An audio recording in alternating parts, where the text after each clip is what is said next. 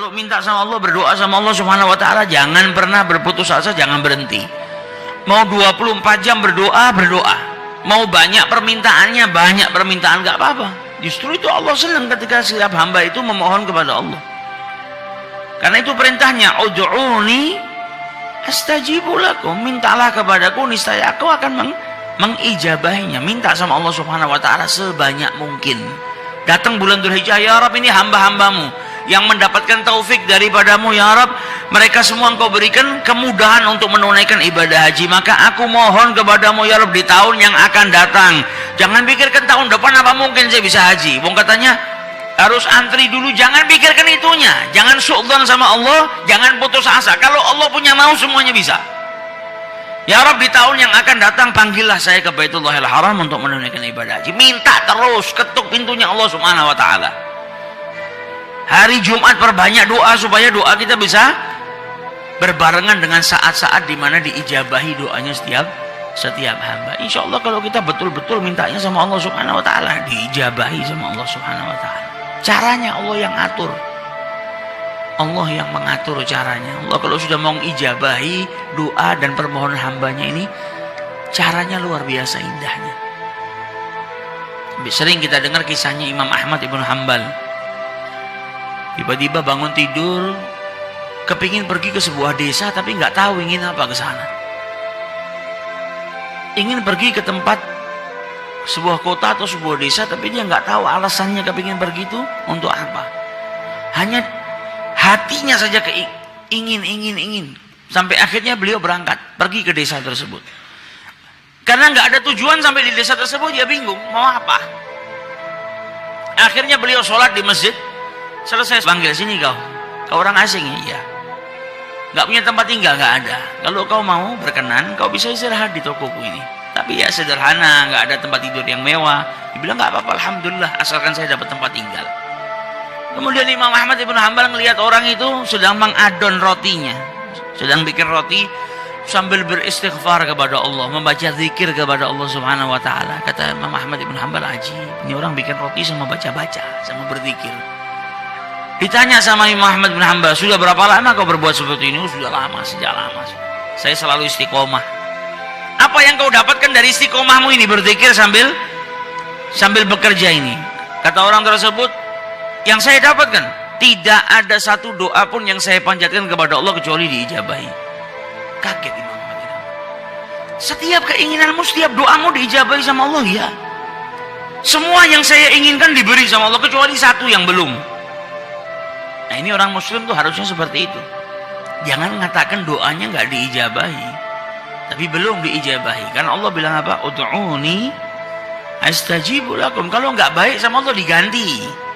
Jadi bukan nggak diijabahi, tapi diganti sama Allah Subhanahu wa taala dengan yang lebih baik. Maka Imam Ahmad bin Hanbal bertanya, apa yang belum diijabahi sama Allah Subhanahu wa taala? Apa doa yang kau panjatkan yang belum diberi sama Allah? Dibilang apa? Saya ini sangat cinta kepada Imam Ahmad ibn Hanbal. Saya kepingin ketemu. Sampai detik ini tapi saya belum ditakdirkan oleh Allah Subhanahu wa taala untuk berjumpa dengan seorang ulama besar yang namanya Imam Ahmad ibn Hanbal. Imam Ahmad ibn Hanbal ketika mendengar itu langsung bertakbir. Pantas dari kemarin saya ingin datang ke desa ini tapi nggak tahu tujuannya untuk apa. Nggak tahu kenapa hati ini terdorong ingin pergi ke desa ini. Nggak ada tujuannya. Ternyata hati saya digerakkan oleh Allah hanya karena Allah mau mengijabahi doanya pembuat roti ini. Ini yang berdoa sama Allah dikasih keistimewaan apa? Gak perlu dia pergi jauh-jauh ke kotanya Ahmad ibn Hanbal. Gak perlu dia bersusah payah untuk berjumpa dengan Imam Ahmad ibn Hanbal.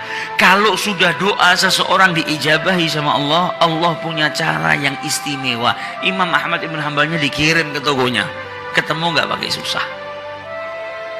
Nah, ini doa kalau sudah kita panjatkan diijabahi sama Allah istimewa.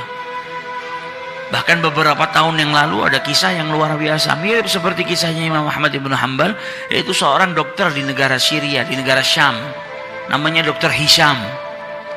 Dr. Hisham ini dokter yang ahli di bidang tulang atau saraf. Jadi dia paling istimewa di Jazirah Arab. Setiap orang datang dari luar negeri untuk berobat sama si Dr. Hisham ini. Sampai pada suatu saat Dr. Hisham ini mendapatkan undangan seminar tentang ilmu yang dia dalami. Naik pesawat baru terbang beberapa waktu, ada gangguan cuaca yang buruk mengharuskan pesawat itu turun di bandara terdekat. Maka akhirnya dengan terpaksa pesawat itu mendarat di bandara terdekat.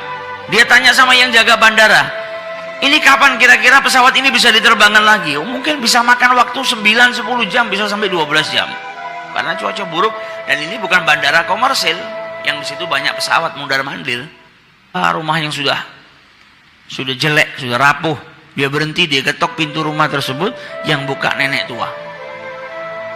Wanita yang sudah lanjut usia. Ditanya sama Dr. Hisham, apakah kau punya telepon di sini? Saya ingin mengabari tempat saya yang saya tuju itu karena saya saat ini tidak bisa melanjutkan perjalanan. Kata nenek tadi, saya nggak punya telepon, saya ini orang miskin, nggak punya apa-apa.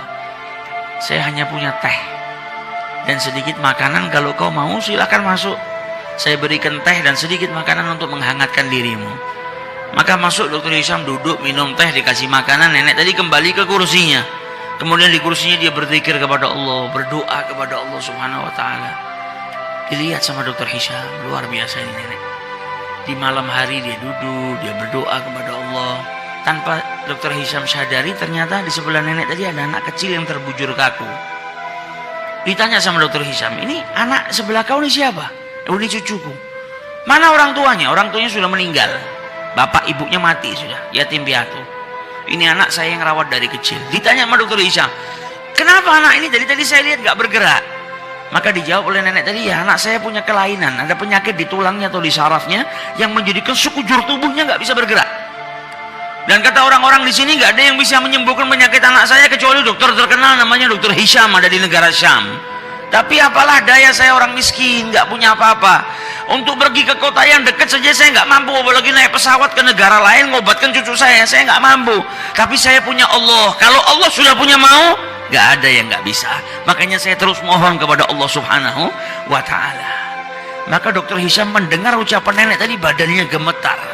Ya Allah, ternyata pesawat nggak bisa melanjutkan perjalanan, turun di bandara darurat.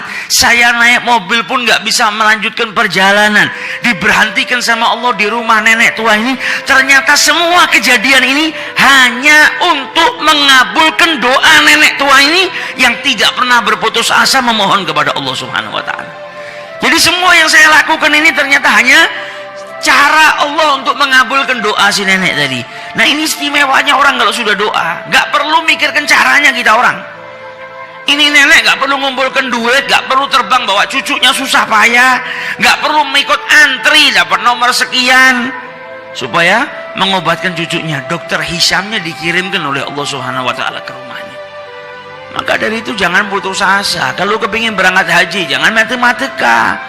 Dari mana uangnya? Dari mana uangnya? Minta sama yang punya dunia dan seisinya.